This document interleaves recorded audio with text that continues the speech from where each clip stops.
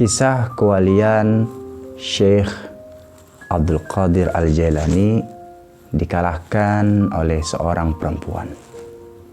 Dikisahkan suatu ketika Ghausul A'zam Sultanul Auliya Syekh Abdul Qadir Al-Jailani sedang berada di lingkungan Masjidil Haram.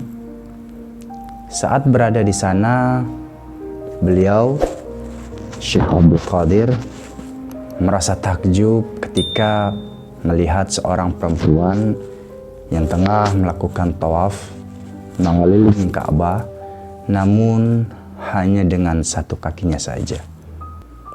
Setelah mukasyafah, Syekh Abdul Qadir lalu faham bahwa wanita tersebut bukanlah orang biasa, melainkan pastilah seorang wali. Syekh Abdul Qadir Al-Jailani kemudian mencoba melihat makom atau kedudukan sang wanita waliyah tersebut. Beliau melihat ke makom pertama, tak dijumpainya ruhaniyah wanita itu. Ke makom di atasnya tak ada. Ke makom di atasnya lagi tak ada. Dan di atasnya lagi tak ada pula. Hingga sampai mendekati makom Ghausiyah, beliau sendiri juga tidak ada. Akhirnya beliau menyerah dan berdoa memohon kehadirat Allah Subhanahu wa Ta'ala. Ya Allah, siapakah wanita ini yang tak dapat kulihat makom wilayahnya? Sedangkan Syekh Abdul Qadir Al-Jailani terkenal dengan ucapannya, kakiku berada di pundak para aulia. Sehingga Syekh Abdul Qadir Al-Jailani mampu mengetahui kedudukan para wali di bawahnya. Ya Abdul Qadir, ikutilah wanita itu bila engkau ingin mengetahui makom wilayahnya. Itulah jawaban dari doanya.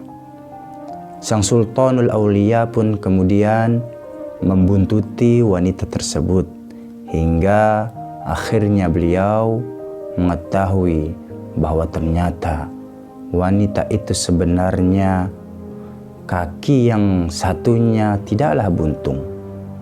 Yang terjadi ialah wanita tersebut sebenarnya tengah menyusui anaknya. Anaknya yang kekenyangan tertidur di pangkuan kakinya.